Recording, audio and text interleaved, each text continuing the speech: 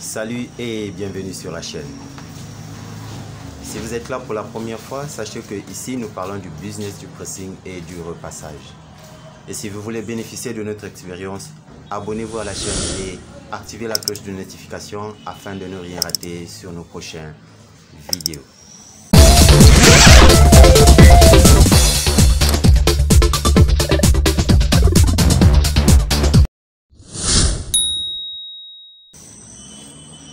J'aimerais vous parler aujourd'hui sur la gestion des stocks. Comment vous pouvez gérer vos stocks dans vos pressings. Je vais vous montrer aussi l'importance de stocker la marchandise dans vos pressings. Et car cela ne tienne que ceci aussi est très important pour d'autres activités si vous en aviez. Et ça va vous permettre de savoir comment est-ce qu'il faut gérer votre stock. Si vous avez déjà l'habitude de le faire, c'est encore mieux. Mais je partage mon expérience avec vous afin que vous puissiez faire la comparaison ou encore mélanger cela avec ce que vous avez déjà l'habitude de faire et pour que vous puissiez encore aller un peu plus de l'avant. Je vais commencer par vous expliquer c'est quoi le stock. C'est-à-dire les produits que vous stockez dans votre pressing. C'est quoi?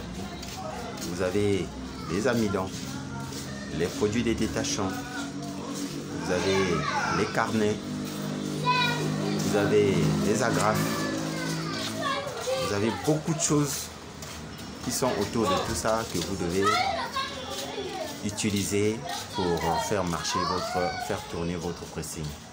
Donc ces choses-là sont tellement importantes dans le pressing que vous en ayez besoin pour faire fonctionner votre pressing. Mais je conseille toujours de ne pas acheter ces choses-là en détail. Vous devez toujours avoir l'habitude de stocker votre marchandise parce que c'est très important de stocker la marchandise. Vous achetez des agrafes, vous achetez l'amidon, vous achetez des produits pour le nettoyage, vous achetez des carnets, vous achetez le matériel, les fers à repasser, les machines à laver, tout cela font partie du stock. Vous devez toujours avoir du réserve. Ce n'est toujours pas bon que vous puissiez acheter la marchandise en détail. C'est pas bien parce que ça ne va pas vous faire des économies. À chaque fois que vous achetez votre marchandise, si vous achetez ça en détail, ça ne vous fera pas des économies parce que vous allez beaucoup dépenser. Mais lorsque vous stockez votre marchandise, ça va vous faire beaucoup d'économies et vous n'aurez pas à beaucoup dépenser. Comment est-ce que vous devez procéder à faire le stock de votre pressing ou encore le stock de votre business, ce que vous faites déjà d'habitude? Vous le faites mensuellement, c'est-à-dire le mois. Vous devez budgétiser le mois, c'est-à-dire vous budgétisez votre stock par mois. Je vais vous donner un exemple. Si vous avez par exemple 100 000 francs par mois que vous mettez de côté pour votre stock, pour la marchandise de votre pressing, c'est dans les 100 000 francs, vous devez acheter tout ce qui est possible. Mais en achetant ces choses-là, assurez-vous que toute la marchandise que vous êtes en train d'acheter doit faire les 1 mois. C'est-à-dire les 1 mois là, toute la marchandise que vous faites doit faire les 1 mois pour ne pas que vous puissiez encore acheter la marchandise encore et encore et encore. Vous stockez déjà votre marchandise comme ça et vous travaillez avec pendant les 1 mois. C'est ce qu'on appelle le stockage, c'est-à-dire vous avez stocké votre marchandise. Je veux prendre un exemple comme si vous avez acheté par exemple l'amidon. Au lieu d'acheter l'amidon en détail, parce que ici chez nous, on a la possibilité d'acheter l'amidon en détail. Mais vous pouvez acheter un sac d'amidon et vous le gardez. Si le sac en détail, l'amidon coûte 500 francs, mais vous pouvez acheter le sac qui pourra peut-être vous coûter 40 000 francs peut-être. Hein, c'est juste un exemple, 40 000 francs.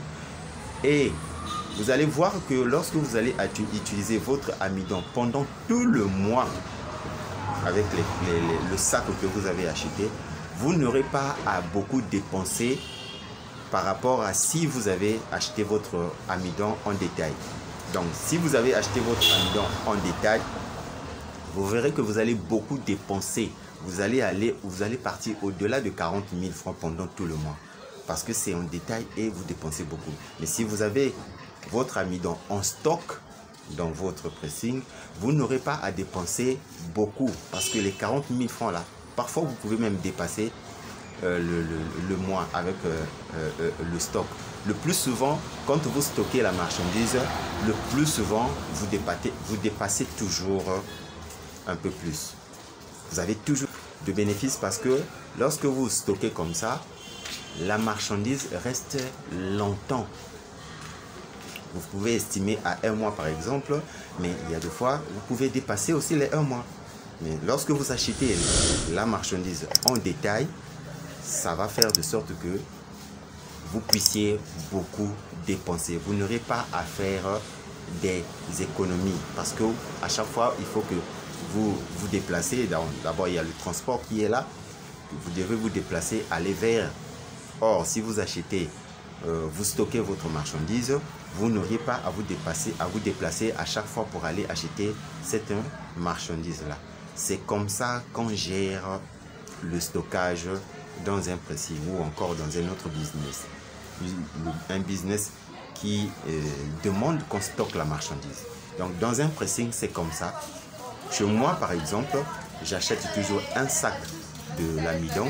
J'achète 10 paquets des agrafes que je vous avais déjà montré ici. J'ai 2 fers à repasser. J'ai 2 machines à laver. J'ai un sèche-linge. Les carnets, j'en achète toujours 10.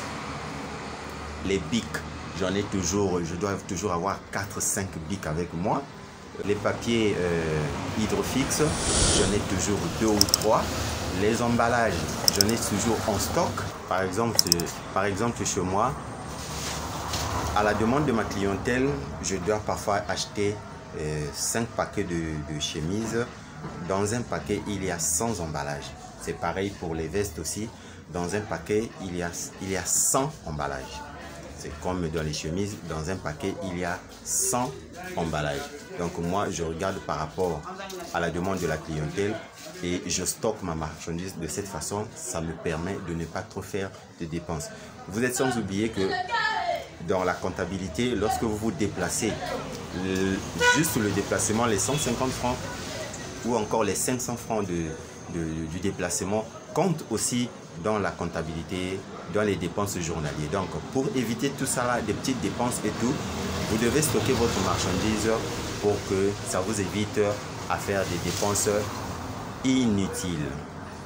Voilà ce que j'avais à partager avec vous sur la gestion des stocks. C'est peut-être que j'ai dit quelque chose que vous n'avez pas peut-être approuvé. Dites-le moi dans les commentaires. Et quelque chose que vous ne comprenez peut-être pas aussi, dites-le moi dans les commentaires. Comme ça, je vous répondrai dans les prochaines vidéos. Voilà ce que j'avais à partager avec vous sur la gestion des stocks dans un pressing. D'ici là, portez-vous bien. On se revoit à très bientôt dans un prochain numéro.